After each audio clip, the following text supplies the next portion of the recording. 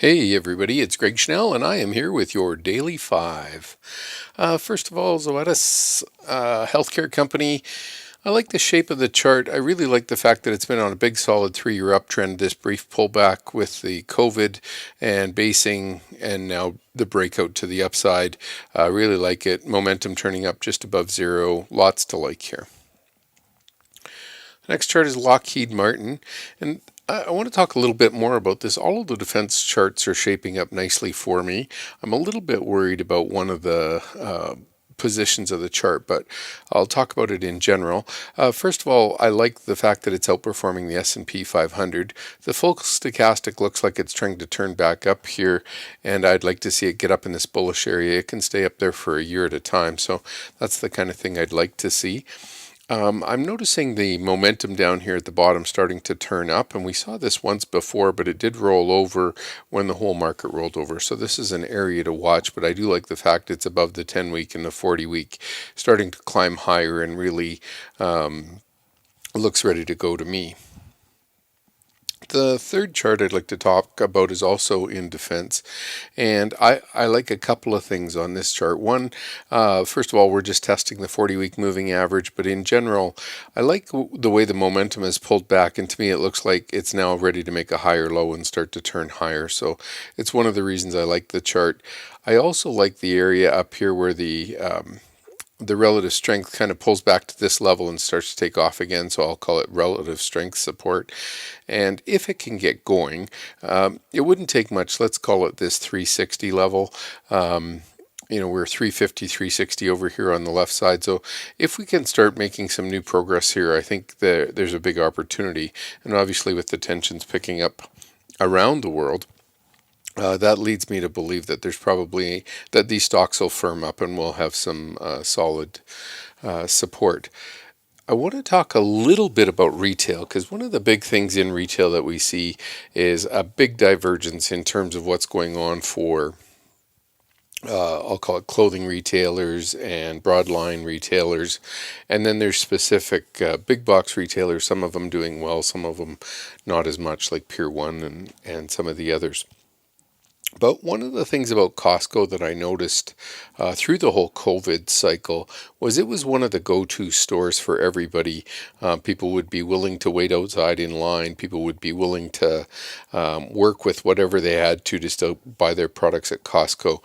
And when I only went to Costco once during the first 2 months of COVID, but one of the big things I noticed that was there was somehow Costco was able to keep their entire store going. So even though they were considered an essential service because they were grocery, they had the rest of the store still well stocked. And I think that's one of the big advantages that these wider distribution big box retailers like Walmart and Costco have, is that they also sell the other stuff. So while major clothing retail stores were closed, Costco was still open. And I think that gap or that differential is a pretty important component. So as we roll forward here, I actually see people relying more on Costco rather than less on Costco. And it's that difference that I think is quite important. So one of the things that I see on this chart is at the 300 level, Costco has been just kind of stuck around this level, and we're starting to move that above that here. Momentum has been drifting lower, but is still positive. So even with the entire COVID-19 spike, it couldn't spike the chart momentum down below zero. And we can see over the last 3 years, that's kind of as low as it gets, and then it starts back up again. So I like the way this is just kind of held sideways. It's finding support at the 10-week and 40-week. They're both relatively the same level this week. So if they're going to start to take off, I expect Costco to be a big winner. And it's also a relatively, can be low price. They do a good job on pricing. McDonald's is another low price offering. And the reason that I want to bring up McDonald's is obviously they had stores closed around the world. And as the world opens up, I think McDonald's is going to be a low price offering. So even for people who don't have jobs or have part-time jobs, they might be able to afford McDonald's. And then the second component of that, it's a very hygienic company. They focus on cleanliness, always have. So it's that backdrop that makes me like the McDonald's offering even more. So under the the umbrella, we have, of course, we have Chipotle Mexican Grill and stuff like that breaking out to over $1,000. The a big solid push, but I actually think that we're more likely to see something like this one start to turn up. And I'm hesitant to recommend Shake Shack or something like that. I also like those names, but I think McDonald's sets up both from the cost of the product and the second of all, from a hygiene standpoint. I think it's going to be one of the places that people come to rely on. And of course, they also have a heavy installment of drive-through and have really perfected that model over the years. So with all of that, I think McDonald's is one of the ones I like in particular. When the COVID-19 spike occurred, McDonald's fell quite quickly, but look at the two bottoming candles here. It dropped to 180, and by the end of the next week, it was at 170. It was a $50 reversal, and a big buyer stepped in. It's been consolidating in here, and this week it's starting to break out to the upside. So if there was a stock I liked, that's probably one of them. I'd just like to tell you a little bit about the website. Lots of different changes this month, and one of the big changes is I brought on Dwight Galusha to help put content on the website, and we've got lots of different things going on there. So anyway, if you're interested, there's some award-winning technical analysis there, a weekly newsletter, weekly video, monthly recorded conference call, and some trade setups every day.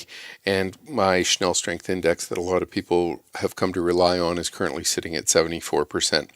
And if you use the coupon Daily5, it'll be available to you, and you'll save $360 on the annual member. So hopefully there's something for you there. Again, thank you for the opportunity to do the Daily 5 with you. This is a really awkward time because I'm not that bullish on the market here. I feel like it's quite stretched to the upside and needs some time to consolidate. And the NASDAQ and the S&P are both checking prior highs, or not prior highs, but the S&P is at the 200-day moving average and the NASDAQ is checking prior highs. So between all of that, I think there's a big opportunity for us to remain cautious here as the tech seems to be getting a little bit weaker, and I'm looking more for, I'll call it, these quieter, less high profile names to probably do well under the surface while the market starts to react. So thanks for taking the time to listen in, and good luck with your trading over here. We still have a big tough backdrop to get through, but hopefully as the market improves and the economy improves, things will as well. Thanks. Bye-bye.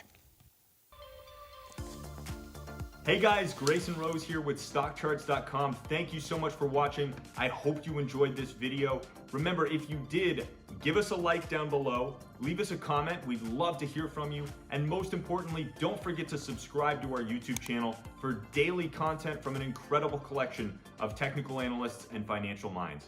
We'll see you back here very soon. Happy charting, my friends.